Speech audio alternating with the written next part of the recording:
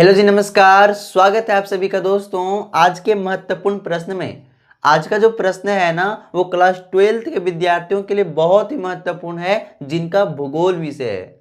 तो चलिए बिना देर किए हम लोग सीधा प्रश्न पर आते हैं। प्रश्न है दोस्तों, जनसंख्या वितरण से क्या अभिप्राय है ना। जनसंख्या वितरण से आप क्या समझते हैं? बहुत आसान है, बहुत आसान। आपको लग रहा होगा हार्ड है, लेकिन बिल्कुल भी टेंशन नहीं लेना है, क्योंकि ना आपको बहुत ही आसान तरीके से अभी मैं आपको समझाऊंगा। अच्छा, पहले आप ये बता दो, आप प्रसाद वितरण नाम सुने हैं? प्रसाद वितरण, प्रसाद वितरण कहीं कहीं पे अनाउंसमेंट होता होगा, कहीं पूजा पाठ में, कि प्रसाद वितरण हो रहा है, आप सभी से निवेदन है कि आप सभी आकर प्रसाद ले लीजिए। प्रसाद वितरण मतलब, वितरण का मतलब पता है क्या होता है? बांटना। क्या होता है सर? बांटना। मतलब किसी चीज की बटाई हो रही होती है, किसी चीज को बांटा जाता है, तो उसे क्या कहते हैं? वितरण कहते हैं। ठीक है। अब देखिए, किसी को ज्यादा मिलता है, किसी को कम मिलता है। होता है कि नहीं? कभी आप दो दोस्त गए प्रसाद लेने के लिए, कुछ लेने के लिए, तो किसी को ज्यादा मिल गया, किसी को कम मिल गया। ठीक है। बांटा जा रहा है तो हो सकता है किसी को कम मिलेगा, किसी को ज्यादा मिलेगा, या सबको बराबर भी हो सकता है ना। तो यहां पर अगर आप देखेंगे वितरण, तो जो वितरण है दोस्तों, वो किसके साथ लगा हुआ है? देखो, वितरण जो किसके साथ लगा हुआ है, तो आप देखें जनसंख्या के साथ लगा हुआ है ना। मतलब जनसंख्या की बटाई। जनसंख्या का मतलब लोगों की संख्या। हम और आप क्या है? जनसंख्या है। पूरी धरती पर जितने लोग हैं, ठीक है, वो सब क्या है? जनसंख्या है, लोगों की संख्या है। तो लोगों का बंटवारा या लोगों की बटाई, है ना। तो देखिए भाई, हमारी धरती पर क्या है कि जनसंख्या का बंटवारा हुआ है। सब जगह एक जैसा जनसंख्या है क्या? नहीं, बंटवारा हुआ है। हम सबको बांटने वाला कौन है? वो ईश्वर है। तो जब हम लोग को धरती पर बांटा गया, तो कहीं हम लोग ज्यादा बसे हैं, कहीं कम बसे हैं, है ना। तो यहां पर दो वर्ड आप याद रखोगे, ठीक है। उसके बाद मैं आपको परिभाषा पर लेकर आता हूं। एक वर्ड है सर सघन, ठीक है, और दूसरा वर्ड है दोस्तों विरल। सघन और विरल। सघन का मतलब पता है? जहां जनसंख्या ज्यादा बसी हुई है तो उसको सघन बोलेंगे, और कुछ ऐसे क्षेत्र हैं जहां जनसंख्या कम बसी हुई है तो उसको हम लोग क्या बोलेंगे? विरल बोलेंगे।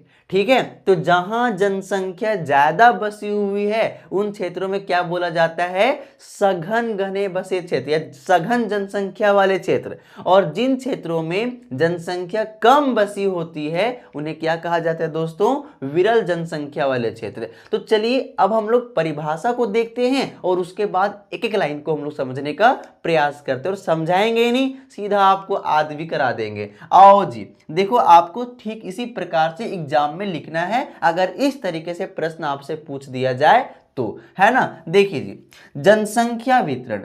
अब आपको लिखना है जनसंख्या वितरण शब्द का अर्थ इस बात से लगाया जाता है कि भूपृष्ठ पर जनसंख्या किस प्रकार से वितरित है या किस प्रकार से बसी हुई है। ठीक है। क्योंकि कहीं जनसंख्या कम या कहीं जनसंख्या सघन तो कहीं विरल रूप में बसी होती है। ठीक है। अभी मैं आपको इस बात को समझाने का प्रयास करता हूं। देखिए, जनसंख्या मतलब लोगों की संख्या, ठीक है। वितरण का मतलब होता है दोस्तों बंटवारा, बांटना होता है, ठीक है। तो क्या यहां पे बताया जा रहा है कि जनसंख्या वितरण शब्द का अर्थ, जनसंख्या वितरण शब्द का अर्थ इस बात से लगाया जाता है कि भूपृष्ठ मतलब ये जो हमारी धरती है उस बात पर, ठीक है। हमारी जो धरती है, धरती पर, हमारी धरती पर जनसंख्या मतलब लोगों की संख्या किस प्रकार से वितरित है, ठीक है। किस प्रकार से वितरित है या किस प्रकार से बसी हुई है ना। क्योंकि कहीं जनसंख्या ज्यादा और कहीं जनसंख्या कम बसी होती है। ठीक है। आपको उदाहरण देकर समझाते हैं ना। अभी आप देखो, तो अगर आप उत्तर प्रदेश चले जाइए तो वहां जनसंख्या ज्यादा बसी हुई है। आप पश्चिम बंगाल चले जाइए, वहां जनसंख्या ज्यादा बसी हुई है। आप बिहार चले जाइए, वहां जनसंख्या ज्यादा बसी हुई है। लेकिन मैं कहूं आप चले जाओ हिमाचल प्रदेश, तो वहाँ जनसंख्या कम बसी हुई है कि नहीं। फिर आपको मैं बोलूँ कि रेगिस्तान वाले इलाकों में चले जाओ तो वहाँ जनसंख्या कम बसी हुई है। ठीक है, आप जम्मू कश्मीर जानते होंगे, जम्मू कश्मीर में जनसंख्या कम बसी हुई है। तो इसके पीछे का रीजन है, कुछ फैक्टर हैं जो इनको प्रभावित करते हैं। ठीक है, जनसंख्या वितरण को प्रभावित करने वाले कुछ कारक हैं। ठीक है, आखिर क्यों जनसंख्या कहीं ज्यादा और कहीं कम बसी हुई है, इसके पीछे का रीजन है। तो वो रीजन हम लोग अभी नहीं दूसरे वीडियो में जानेंगे। ठीक है, तो दोस्तों हम देखने का प्रयास कर रहे हैं कि हमारी धरती पर जनसंख्या कहीं ज्यादा बसी हुई है तो जनसंख्या कहीं कम बसी हुई है। ठीक है, और कहीं तो ना के बराबर भी बसी हुई है। जैसे आपने अंटार्कटिका महाद्वीप का नाम सुना होगा। ठीक है, तो वहां पर जनसंख्या नहीं बसी हुई है। तो हम ये बात को समझने का प्रयास कर रहे हैं दोस्तों कि हमारी जो धरती है ना, वहां पर कहीं जनसंख्या ज्यादा बसी हुई है, कहीं कम बसी हुई है और कहीं ना के बराबर बसी हुई। मतलब जनसंख्या का बंटवारा कहां पर हुआ है, धरती पर हुआ है। तो सब जगह बराबर है क्या? नहीं भाई, बराबर तो नहीं है।